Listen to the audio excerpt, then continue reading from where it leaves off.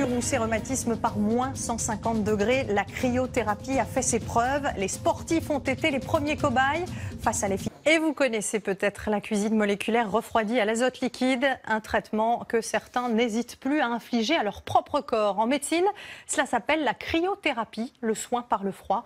Une technique au départ utilisée par les sportifs de haut niveau et récupérée aujourd'hui par le monde de l'esthétique. Enquête, Caroline Bell et Olivier Stambach. C'est pas trop humide, non? Kevin Niokas, champion du monde de handball, s'apprête à plonger dans un froid extrême.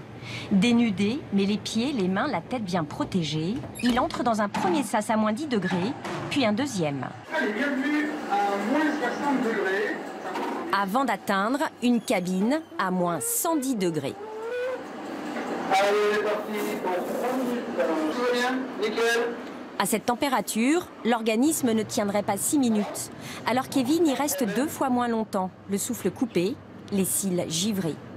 L'équipe médicale de l'INSEP, centre d'excellence du sport de haut niveau, est la première en France à avoir développé cette thérapie pour soulager. Ça va? On fait beaucoup d'exercices tous les jours, toute la journée.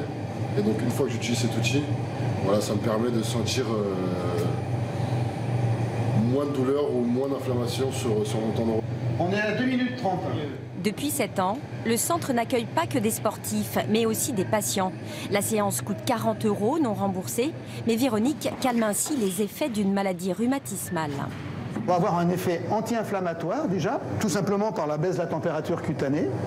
Et puis un autre effet qui est un effet antalgique, en fait tous les thermorécepteurs sont tellement sollicités par ce froid intense que le message de la douleur est modifié et même diminué. Les anti-inflammatoires que je prenais d'une façon régulière, je les ai complètement arrêtés.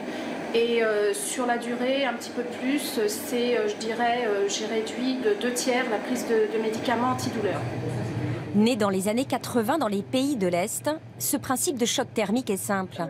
À ces températures extrêmes, le sang afflue vers les organes vitaux en danger.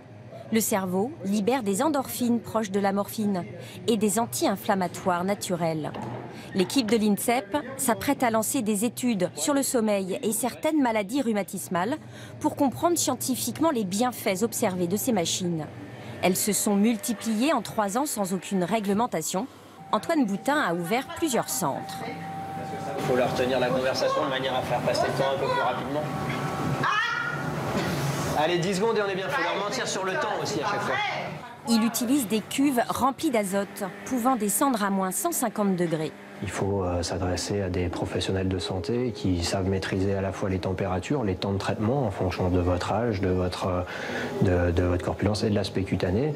Il faut savoir respecter des protocoles bien spécifiques en fonction de chaque pathologie.